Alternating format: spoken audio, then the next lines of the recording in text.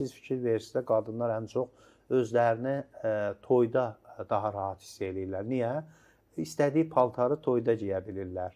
Daha çox mühafizəkar ailələrin.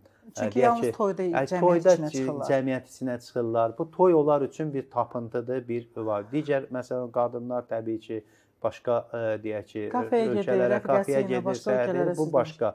Amma bir ailə, tipik bir Azərbaycan mühafizəkar ailə modelində qadınlar üçün budur, ya da yas məclisində hansısa bir təmas imkanı yaranır.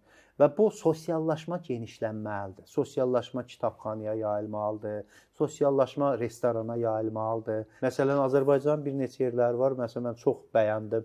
Zaqatalada olanda mən çox xoşuma gəldi ki, yox, məsələn, bir parkın içində çayxanada qadınlar, kişilər ayrı yaxın stollarda oturub çay içirlər. Heç bir orada tamamilə ədəbli, bir yaxşı bir mühit var.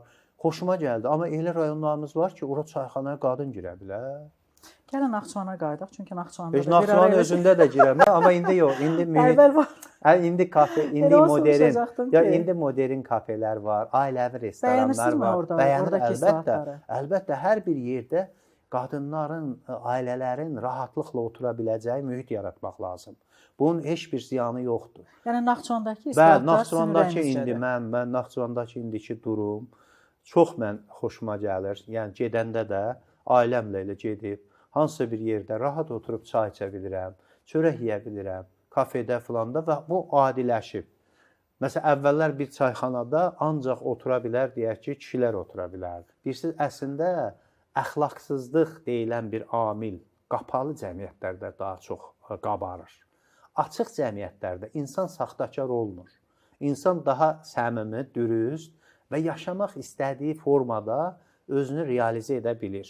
Qapalı cəmiyyətlərdə, şərqin böyük əksər cəmiyyətlərində, məsələn, Avropada gördüyün açıq-saçıqlığı görməsən də, amma orada olan biabırçılığı daha çox sezirsən, görürsən, duyursan və hüquqsuzluğu görürsən.